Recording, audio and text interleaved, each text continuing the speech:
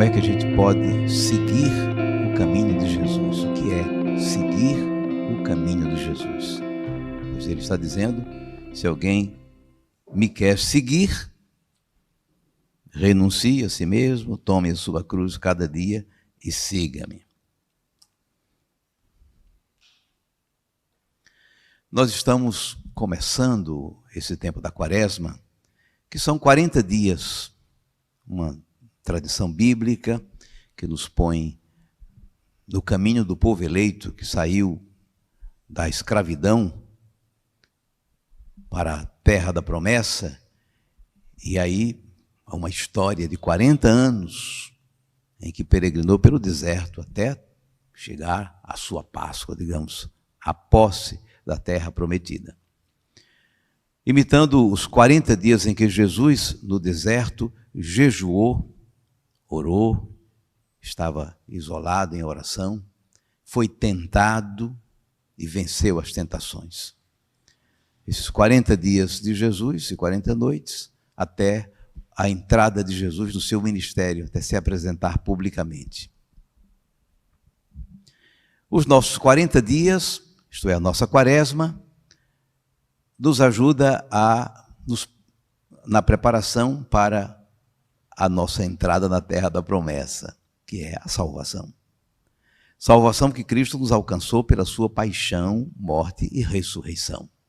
Portanto, a Quaresma vai nos preparando para a Páscoa, o grande momento do ano litúrgico, o mais alto do ano litúrgico. Celebrar em comunidade, caminhando, fazendo um caminho de crescimento.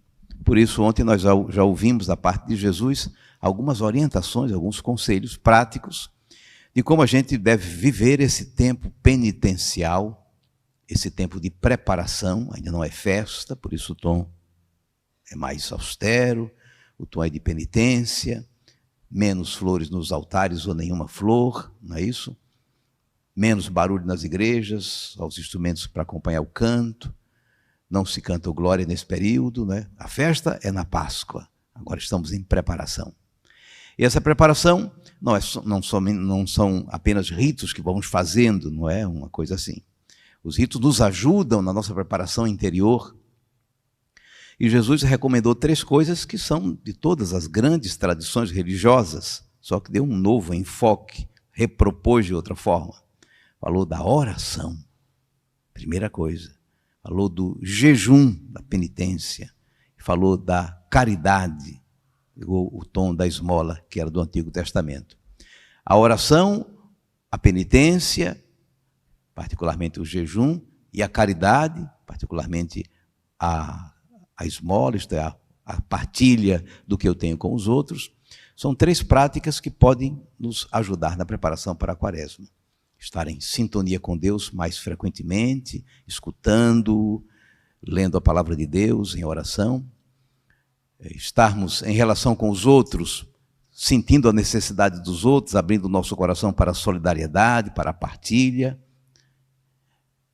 E nos relacionando conosco mesmos, através de uma certa caminhada de disciplina pessoal, do jejum, da penitência.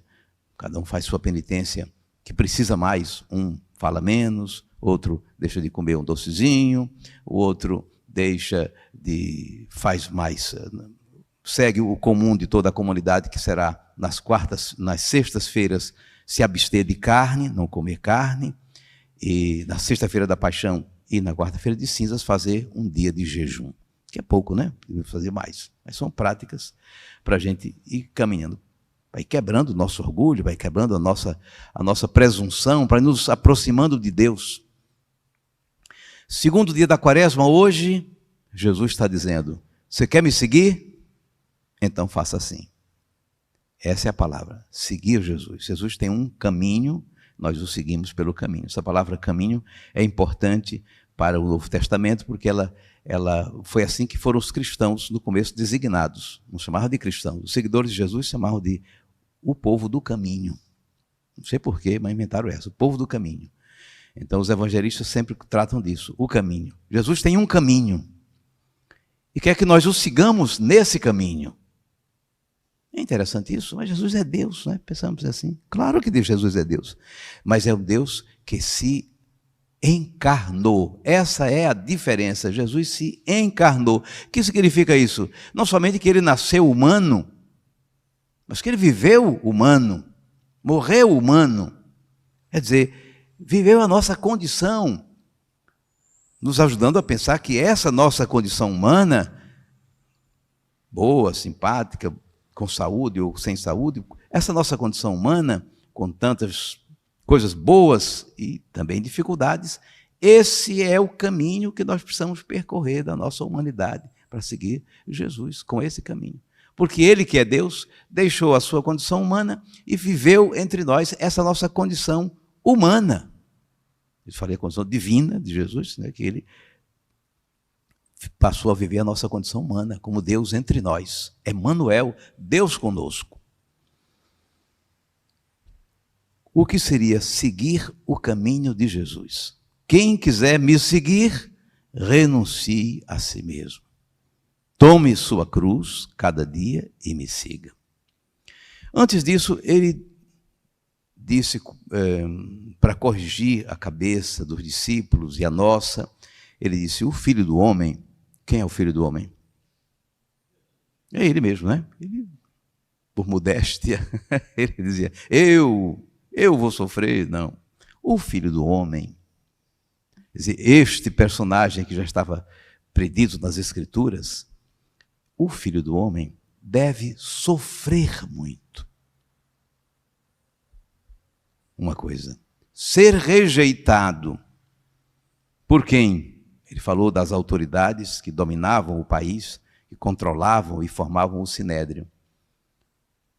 Os anciãos, os sumos sacerdotes e os doutores da lei. Que são os anciãos, os saduceus e os fariseus. Os grupos de poder em Israel. Ser rejeitado. Ser morto. Terceira coisa, ser morto. Esse é o caminho que ele está fazendo. E ressuscitar ao terceiro dia. Olha o caminho de Jesus. É um caminho que vai passar pelo sofrimento, pela rejeição, pela morte e, finalmente, entrar na ressurreição. Ele está dizendo isso para os discípulos não se iludirem, né? Porque os discípulos, claro, estavam animados, Jesus estava ganhando força, ganhando fama, vai ser o rei de Israel, nós vamos ter um trono, nós vamos ter um secretariado, um ministério para tomar conta, nós vamos ser bem-sucedidos. Começaram já a pensar coisas assim, não é? Mas Jesus disse, esse é o meu caminho, um caminho que passa pelo caminho humano mais doloroso, que é o da morte e da rejeição. Aí ele disse assim, quem quiser me seguir nesse caminho, o que é que tem que fazer? Precisa renunciar a si mesmo. Tomar a cruz cada dia e segui-lo. Como foi o caminho de Jesus? O caminho de Jesus foi o caminho da encarnação. O que foi que Jesus veio fazer? Nós dizemos, veio nos salvar. O que significa isso? Veio nos reconciliar com Deus. São muitas formas de a gente dizer isso da salvação. Porque estávamos no pecado, longe de Deus, desde Adão, veio nos reconciliar com Deus. Ele veio e pagou o preço, a pena de nossa culpa, do nosso pecado, na sua morte. Veio expiar o nosso pecado. Veio para nos conduzir como um rebanho de volta à casa do Pai, nos conduzindo às boas fontes de águas frias. Forma de dizer qual foi a missão de Jesus. Veio anunciar o reino de Deus. E como é que Jesus realizou isso? Fazendo um caminho humano. O caminho da encarnação.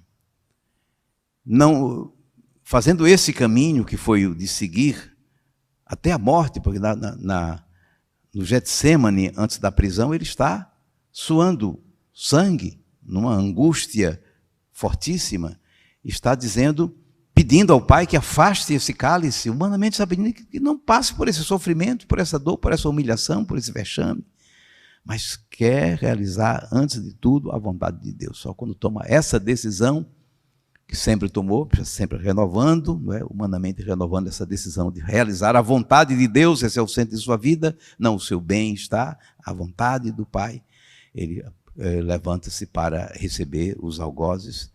E quem vocês estão procurando? Sou eu, estou aqui, estou à disposição para realizar a vontade de Deus, digamos assim. Jesus tomou um caminho diferente do que seria que nós imaginaríamos, não é? Um caminho resolver esses problemas, ou resolver a salvação, poderia ser de uma maneira milagrosa, até mágica, que são as tentações que seguem agora domingo que vem. Domingo que vem vamos lembrar as tentações do deserto. Uma tentação era transformar pedra em pão, não é? Uma solução mágica. Está com fome? Faça um milagre. Faça uma mágica, resolva. Soluções mágicas. Nós também temos essa tentação, não é? Queremos resolver nossos problemas, nossos dramas, uma solução mágica. Até pedimos a Deus, faça um milagre. Até queremos obrigar a Deus, faça um milagre para mim, que eu sou tão bonzinho, faça um milagre. Soluções mágicas. Temos que passar pela doença.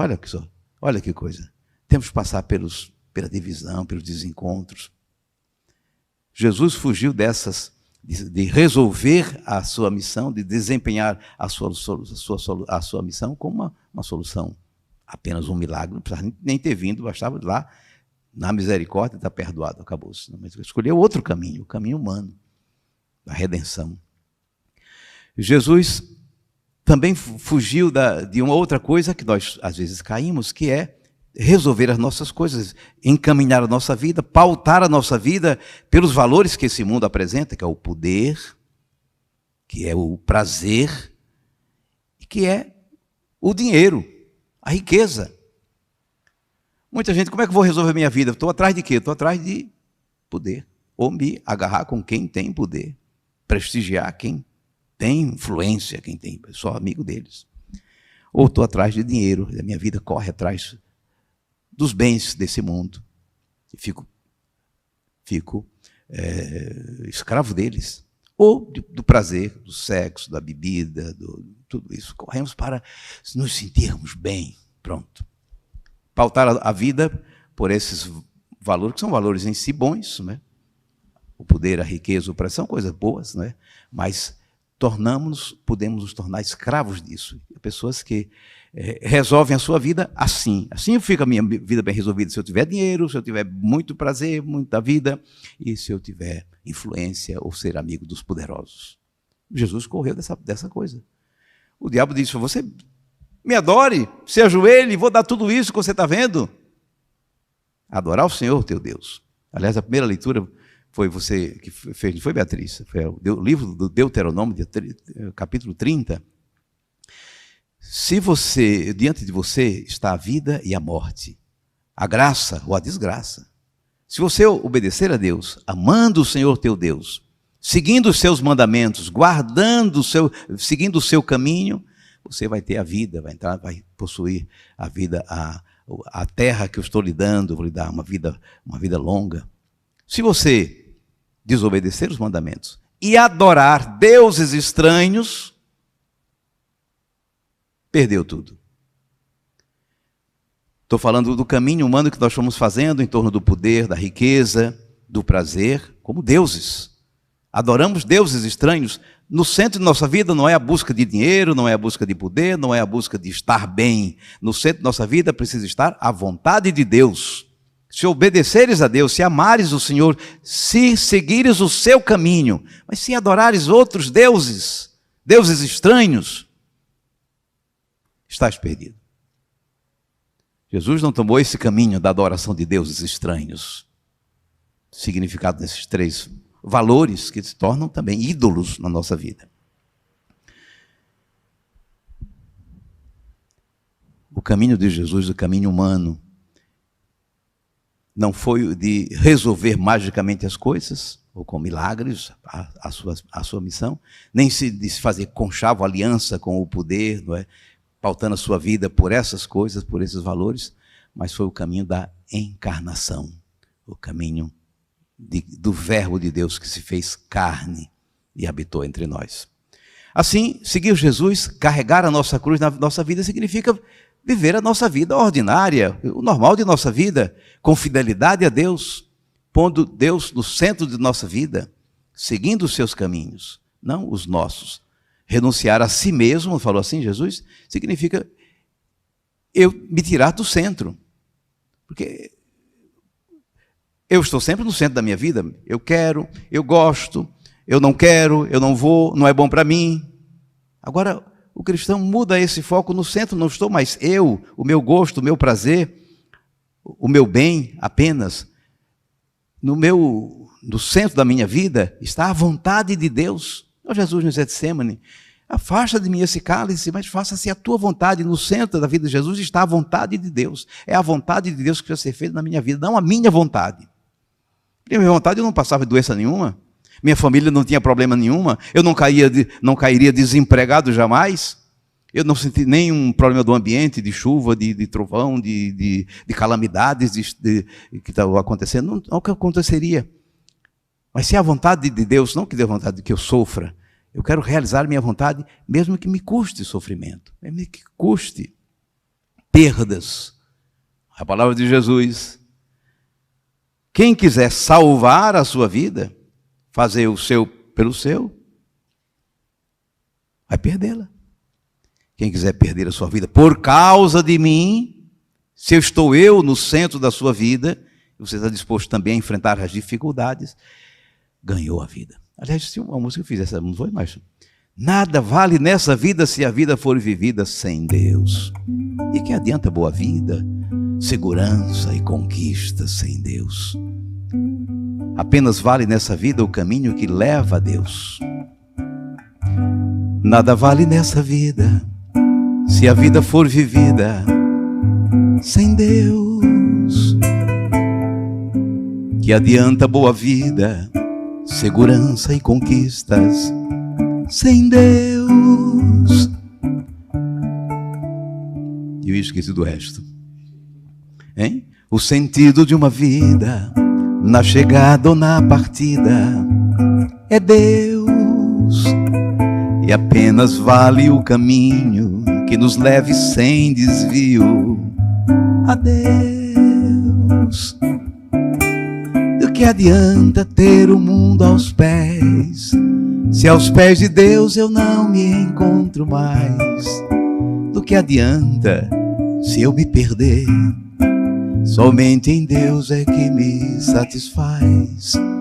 Do que adianta ter o mundo aos pés, se aos pés de Deus eu não me encontro mais? Do que adianta se eu me perder? Somente em Deus é que eu encontro a paz. Olha só, nada vale nessa vida se a vida for vivida sem Deus. Bom, agora é com vocês. Eu perguntei o que é seguir o caminho de Jesus. Vamos ver se os irmãos que estão acompanhando tiveram condições de me dizer alguma coisa. O que significa seguir Jesus? Ana Lúcia está dizendo aqui, por uma ação... Ah, não, está rezando. Perfeito. Tem muitos pedidos e ainda não estou achando nenhuma resposta. O que seria seguir o caminho de Jesus? É feliz quem a Deus se confia. Cláudia Garuti está comentando aqui, foi o Salmo, não foi? Hein? Pronto, Maria Costa respondeu, permanecer na fé e seguir os seus mandamentos. Perfeito. Pedrelina de Souza, renunciando a si mesmo de todos os sonhos e projetos, de tal forma que já pode-se dizer, não sou eu que vivo, é Cristo que vive em mim. O apóstolo Paulo falou assim, vamos só pensar direitinho, Pedrelina, não é que a vontade de Deus não é a nossa, que nós vamos sofrendo e seria masoquismo, né? A vontade de Deus é a nossa alegria, a nossa saúde, a nossa salvação, sem a menor dúvida, né? Mas no centro de nossa vida tem que estar Deus. Por Ele nós estamos dispostos a renunciar coisas, a perder alguma coisa, a sofrer alguma coisa e viver sempre com Ele. Porque Jesus não correu do sofrimento. É isso que é o nosso drama. Nós queremos correr do sofrimento, vamos passar pela morte, mas tem uma diferença se eu estou sempre com Deus, sem querer que Ele me livre de tudo, como Jesus pediu, mas eu queria fazer a vontade de Deus, pedindo nós também, mas querendo realizar a vontade de Deus, seguindo o nosso caminho ordinário na família, no trabalho, na cidadania, na convivência com o meio ambiente, com as outras pessoas, na saúde, na doença, todos os nossos campos de vida que têm coisas maravilhosas, mas também dificuldades e sofrimentos. É os santos obedecer os seus mandamentos, isso é seguir o caminho de Jesus. Muito obrigado pela participação. Tem Ana Lúcia também. Seria fazer a vontade do Pai que está nos céus. Perfeito. Colocar no centro da nossa vida a vontade de Deus, que nós não conhecemos, mas na oração sintonizamos. Maria Rosemary, fazer a sua vontade, pregar a palavra com amor. Perfeito. Elza, o que seria seguir o caminho de Jesus? Respeitar e seguir os mandamentos de Deus. Perfeito. O mandamento de Deus é amar o outro, amar a Deus. Marise Almeida, seguir o caminho de Jesus e obedecer a sua palavra e ajudar na evangelização de sua palavra por onde estiver, na sua casa, no trabalho, no lazer, na escola, ou seja, em qualquer lugar. Perfeito. É também proclamar a sua palavra. Maria Rosemary, viver para Cristo. Ou podemos dizer, Rosemary, viver em Cristo, não é? Viver em Cristo. Eu, casado, viver em Cristo, o meu matrimônio. Eu, profissional, viver em Cristo, o meu trabalho. Eu, cidadão, viver em Cristo, a minha opção política. Maria de Fátima Lima, seguir todos os passos do Senhor e ter o coração bondoso e amoroso de Jesus. Disse tudo, amar como Jesus amou. Lúcia de Fátima Rodrigues, renunciar a si mesmo e compreender que a vontade de Cristo deve prevalecer. Está na Iputinga, no Recife. Obrigado, Lúcia de Fátima. Deus abençoe. Obrigado pela participação de todos. Seguimos para a segunda parte da Santa Missa.